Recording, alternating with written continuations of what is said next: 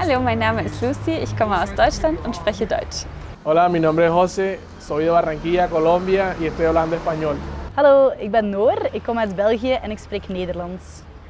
Hello, it's me. I'm from Chicago and I'm speaking English.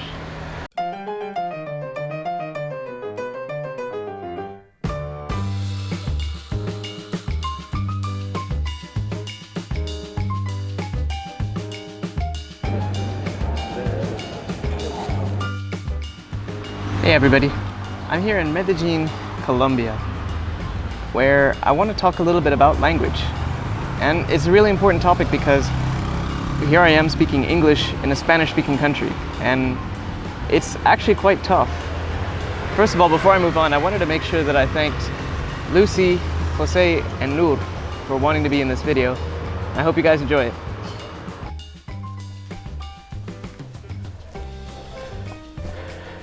Language is super important. It's the primary way that we're able to communicate with each other. And being here in a Spanish-speaking country, speaking English, makes it a little bit more difficult because a lot of people here don't speak much English. And I speak an okay amount of Spanish.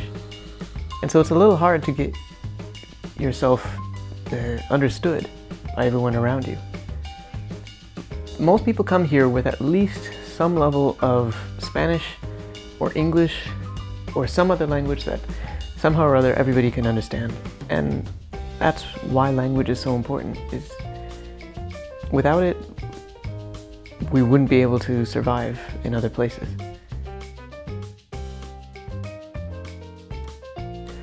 When I think about my own abilities in Spanish, it's a little more dicey. I'm not exactly fluent, and when I have to think to try to actually speak Spanish on a regular basis, I'm still at the point where I'm translating English. For example, I was at a friend's house up in a little bit north of in Medellin, and his family doesn't really speak that much English at all. And so here I was trying to make myself understood and just stumbling my way through Spanish for hours on end. It was just exhausting. And realistically, I have a better appreciation for people who actually have to do this on a daily basis.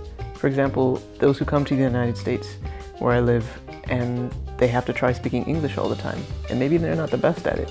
And it's just that much more draining and that much more difficult. And for that, I appreciate those people who do this on a daily basis, as well as I appreciate those on the other end who forgive some of the mistakes that I make. This is all just to say, speaking in another language or speaking a language is very important. Language just doesn't have to be verbal.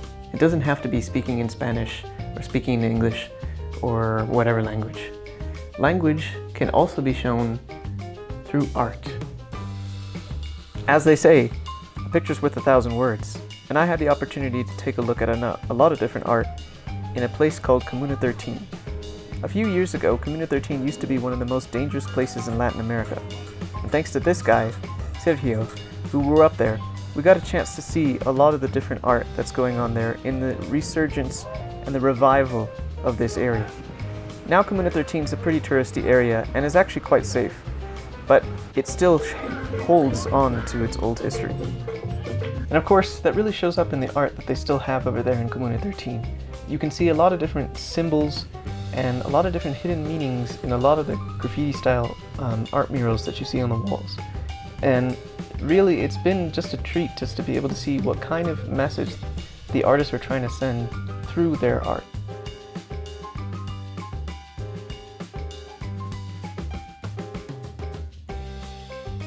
Comuna 13 is full of so much life. It's vibrant, it's colorful, you just got to see a lot of great art. But language just doesn't have to be by words, nor by art. Language can also take the form in music.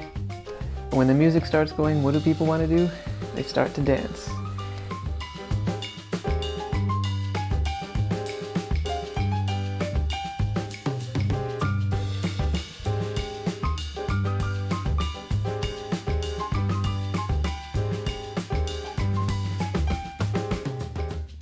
Dances all over the world can sometimes tell a story. For example, in India, you have a lot of hand symbols to actually show what the story is all about.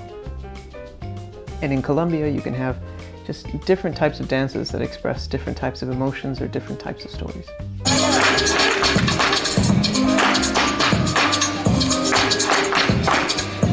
Now, just imagine that I had some great salsa footage. I went out to a couple salsa bars and tried to dance some salsa very poorly, but you know, dance nevertheless. And just imagine seeing all of that. The problem is I was at these clubs late at night and alone, and I didn't want to bring my camera, and it was really dark, and some other excuses that I can't think of right now. So I don't have any footage of it. But just imagine that people were able to just dance and express themselves. Latin dance is fun. It's a partner dance, and if you've never tried it before, I'd really recommend you give it a try. Oh yeah, one more thing I wanted to add. It's really interesting when I kind of stumble my way through Spanish and people are pretty impressed. It happened to me in China as well when I was starting to speak a little bit of Mandarin. But, you know, I think because language is such an important part of everyone's culture, even a solid attempt at trying to make a connection can really make headway into building a relationship with somebody else. It's been really nice to be able to see that happen a lot of times here in Central and South America, but also just every single time that I'm able to speak with someone in their native language, even if I'm not great at it, even if I'm still committing errors, making mistakes, it's still been a good experience because I get better at the language, and as long as I'm still understandable, I think that's the real key. I may not be fluent, and I may never be fluent, who knows, in some of these languages that I sort of know now. But if I can at least get my point across, I feel like that helps a lot. And then, as if it weren't enough, language can also take the form of the language of nature. I had the chance to go to a place called Guatapé, which is about an hour and a half to 2 hours outside of Medellin, and just take a look at what gorgeous views I was able to get. And it was a well-deserved treat after walking up over 700 steps to get to the top of this mountain. And you can just see what gorgeous landscapes this part of Colombia has. Let's just take a second to soak it all in. Landscapes, mountains, forests, rivers, you name it. Sometimes nature just tells a story and tries to communicate something to us.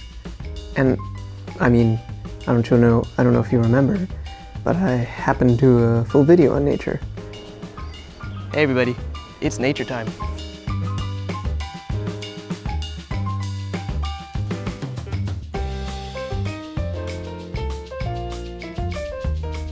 I'm not going to rehash all of that, but it is still interesting to take a look at just how nature really makes an impact on us and what it's really trying to tell us.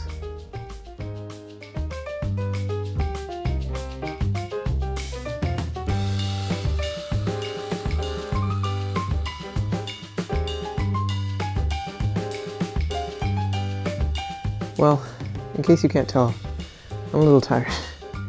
It's also why this video is a little bit delayed. But before I go, I wanted to make sure I told you, Sergio, the guy that you saw from Comuna 13, is doing some really cool stuff for his community. He grew up there, like I said. But if you have any ideas or you'd like to help him out, just drop me a line, either here or if you know me personally, just in any way that you can. Financial support would be nice, but really he's looking for ideas. If you have thoughts on how to help the people of Comuna 13, he'd be all ears. And honestly, I'd be all ears too. Well, that's all for this episode. See you next time when I'm moving from Colombia to Peru.